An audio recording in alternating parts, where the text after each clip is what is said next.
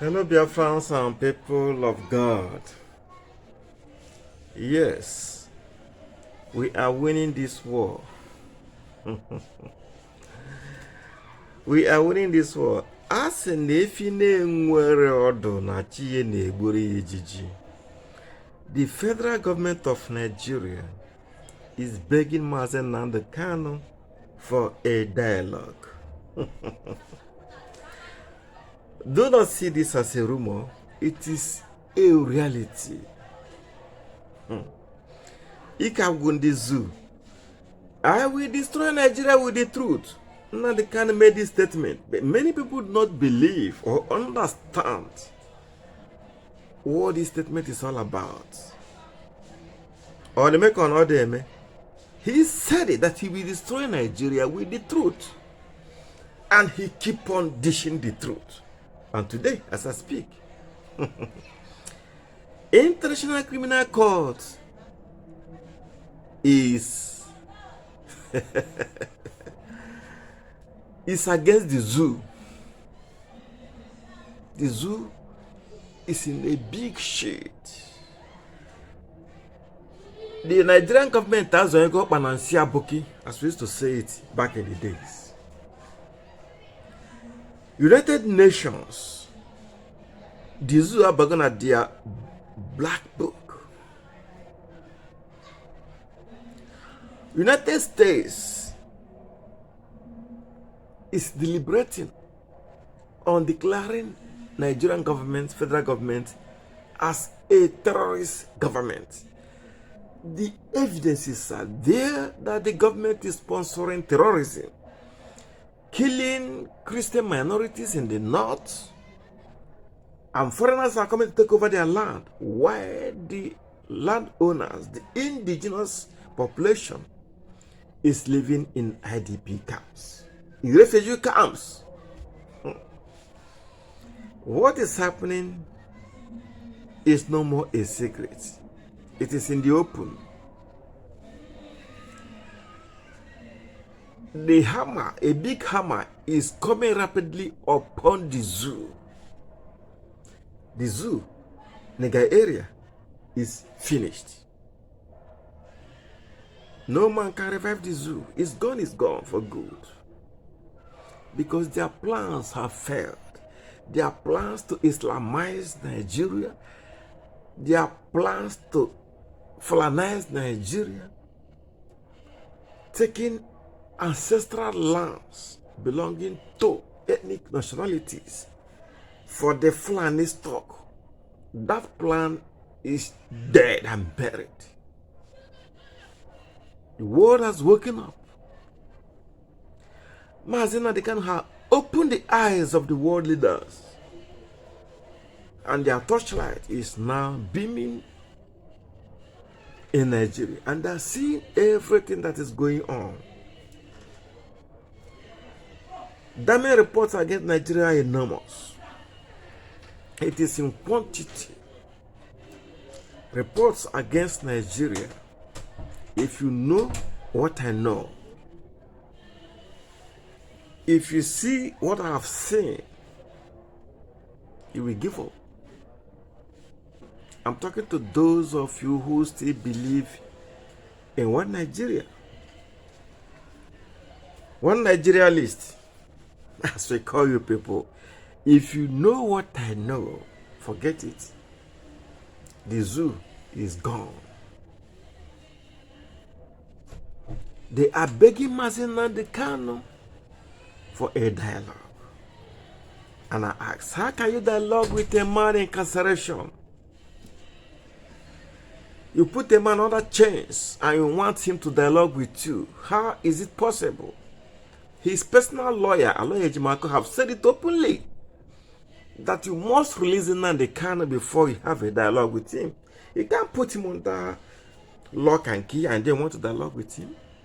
It is not done. And the lawyer went as far as giving you references when Mandela was in incarceration during the apartheid era.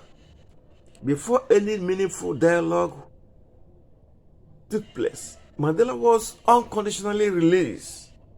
And then they sit on a round table and dialogue. So, this is what we are saying. There must be no dialogue with Mazi Nnamdi Kanu. Since he's still in the dungeon of the DSS, he must release him. Unconditional release before any dialogue. And that dialogue will centered on the boundaries of Biafra land. That is the dialogue we will accept. What other dialogue? We are not interested in dialogue of restructuring because you have killed thousands of millions of innocent Biafrans, women and children. You have soaked your hands in their blood, and the blood of our brothers and sisters are crying to God in vengeance. Our dialogue with you is not for restructuring, but for Biafra exit. Yes, this is what Mazi Nnamdi Kanu will dialogue with the handlers of the zoo, the Fulani Caliphate, the killers of our people, the bloodsuckers. So if you are asking and pleading him for a dialogue, know that you must release him unconditionally before any dialogue will take effect. You want prophets warned you, not one, not two, not three. They warned you. This is what is going to happen, but you didn't listen. You believe in the military might. Before all this nonsense started, some of us who have an ego eye, we saw it from very far away. When Muhammad Buhari, the president of Nigeria, forced all ethnic nationalities to surrender their guns to police. Even local vigilantes that used to guard villages and towns, they were forced to surrender their guns to the police. That time we know that there is something, a hidden agenda. And once those guns were collected from these people, 3 months after that, the Fulani terrorist henchmen start killing people all over the country. Raping, killing, kidnapping, pillage, destroying farmlands and farm crops. Because now the guns of the native have been surrendered, and now the people are without any defense. So the Fulanis have a field day. They kill in their numbers. They rape as many as they want. But thank God for Mazi Nnamdi Kanu, who rose up to the occasion and formed the Eastern Security Network. These are our last defense line, and these boys are in the bushes, pushing these terrorist herdsmen out of our land. And this is the reason why the zoo government, the Nigerian zoo government, rapidly declared IPOB as a terrorist organization, and the United Nations told them that these people are not terrorists.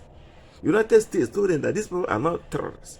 United Kingdom told them that these people are not terrorists. The world, with one voice, told them that these people are not terrorists. Of course, they are peaceful agitators. They are just asking for a referendum. A referendum. So now it has come on the zoo that they are alone.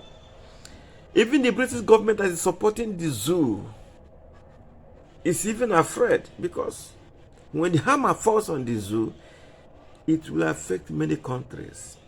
Of recent, Kenya have come out in their court to say that they have no hands in the arrest of Mazi Nnamdi Kanu. In fact, the Kenya government went as far as saying that they were not aware that the kidnap and the extraordinary rendition of Mazi Nnamdi Kanu was illegal.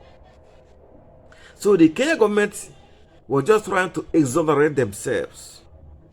They are not going to go scot-free. They will not go scot-free. The atrocity was committed in the land of Kenya. Mazi Nnamdi Kanu entered Kenya with British passport. The world knows this. So Kenya cannot run away from it. They will also face sanctions. Yes, they will face sanctions from the world body. The zoo is in pains. The zoo is in serious trouble. Let us pray, Christians and lovers of freedom, Biafrans. Let us continue to pray that the problems and predicament of the zoo will multiply into 10 million times, that the zoo cannot survive, that we will get our freedom at last. God bless you, beautiful people, my people, Biafran people. God bless you all. Bye-bye.